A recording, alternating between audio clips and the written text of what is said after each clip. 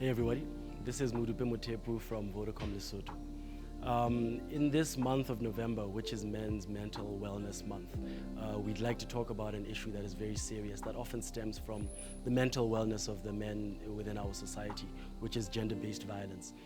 Gender-based violence is not just about whether you are physically going to harass or abuse somebody, but nowadays in this life of technology, we've been able to use technology as a double-edged sword to facilitate things for our people and make life easier, to bring people together, but also sometimes people use technology nefariously to make sure that they do things that we don't want them to be doing.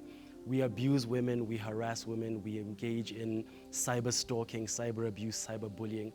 At Vodacom Lesotho, we look down on this and we encourage everybody to continue to use technology for what it's intended for, to make life better for everybody else, to improve the standard of living of the Basotho nation. Let us all protect our women. Let's increase the standard of their living in our society and make sure that we're their protectors and not the people that we need to be protected from.